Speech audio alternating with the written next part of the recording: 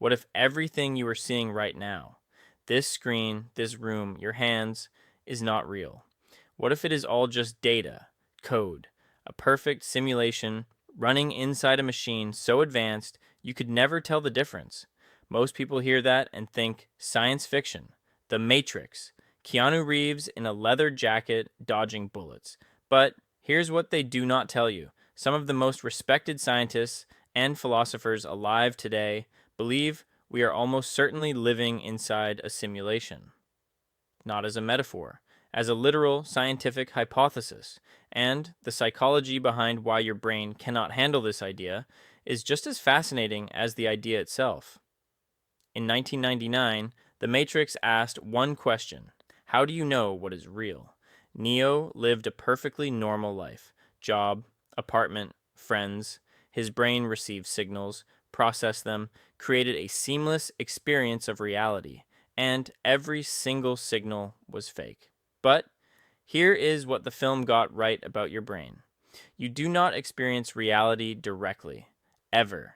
Your eyes collect light, your ears collect vibrations, your skin collects pressure, and your brain takes all of that raw data and constructs an experience.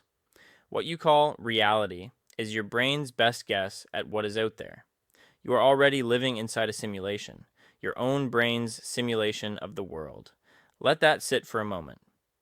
In 2003, philosopher Nick Bostrom published a paper that changed how scientists think about this question.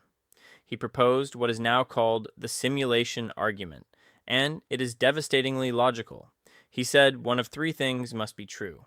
Option 1: almost all civilizations go extinct before they become advanced enough to create simulations. Option 2: advanced civilizations exist, but for some reason choose never to run simulations. Option 3: we are almost certainly living in a simulation right now. Think about that. If even one civilization in the history of the universe became advanced enough to run simulations, they would run billions of them, trillions. The simulated minds would vastly outnumber the real ones. So, statistically, the odds that you are one of the real ones are almost zero. This is not philosophy for fun. Elon Musk has said the odds we are not in a simulation are 1 in billions. Neil deGrasse Tyson put the probability we are in a simulation at 50-50. These are not fringe thinkers. But here is where psychology enters the room. Because when people hear this argument, something interesting happens in their brain. They reject it immediately, emotionally, before they even think it through. Why?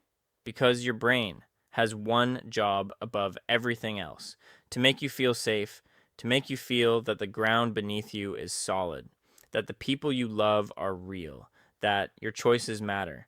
The simulation hypothesis threatens all of that at once, and your brain treats existential threats the same way it treats physical ones: fight or flight, dismiss and move on. Psychologists call this terror management theory. When humans are confronted with ideas that threaten the meaning of their existence, they do not engage rationally. They defend, they deflect, they get angry. They call it stupid, not because the idea is stupid, but because the brain cannot afford to let it be true. Think about Neo before he takes the red pill. He is not happy, but he is stable. He has a framework for reality, a story his brain tells him every morning when he wakes up. And Morpheus is not just offering him truth. He is offering to destroy the entire framework his brain has built to keep him functional. Most people would take the blue pill, not because they are weak, because the brain is wired for survival. And survival means stability. And stability means not questioning everything you have ever known. But here is what is fascinating: some people cannot stop pulling at the thread. Psychologists have studied what they call the need for cognitive closure, the brain's desire to have clear answers and settled questions. People with high need for cognitive closure are deeply uncomfortable with uncertainty. They find the simulation hypothesis unbearable. They need it to be false. But people with low need for cognitive closure, people who are comfortable sitting with uncertainty, find it fascinating, even liberating. Because if this is a simulation, then the rules might not be as fixed as you think. The limitations you have accepted might not be real limitations. The story you have been told about what is possible might just be the default settings. Now, here's the part that will stay with you. Scientists have actually started looking for evidence, and they found something strange. When physicists look at the universe at the smallest possible scale, the Planck scale, reality becomes pixelated, grainy, like a digital image zoomed in too far.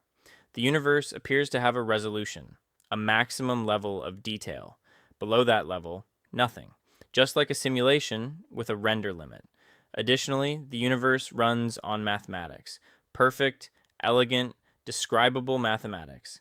Every law of physics can be written as an equation. The universe behaves exactly like something that was programmed, not approximately, exactly. This does not prove we are in a simulation, but it does mean the hypothesis is not as crazy as your brain wants it to be. And here is the psychological twist that ties it all together. Whether we are in a simulation or not, your experience is real to you. The love you feel is real. The pain you feel is real. The choices you make are real in their consequences. The Matrix gets this wrong.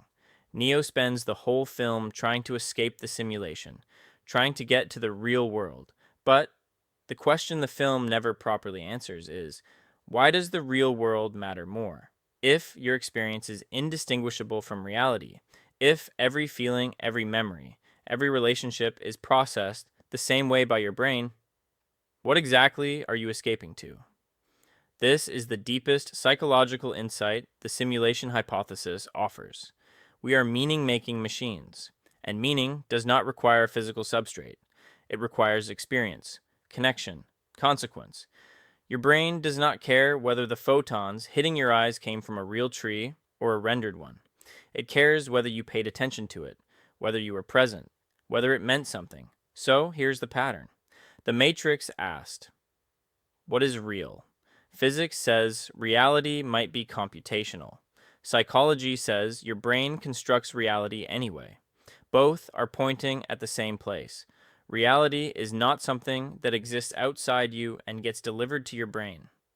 Reality is something your brain builds every second from incomplete information and presents to you as the truth.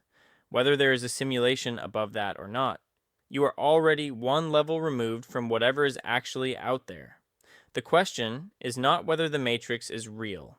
The question is, what are you doing inside it? Because you only get one playthrough, simulated or not, and the clock is running. Subscribe to the pattern.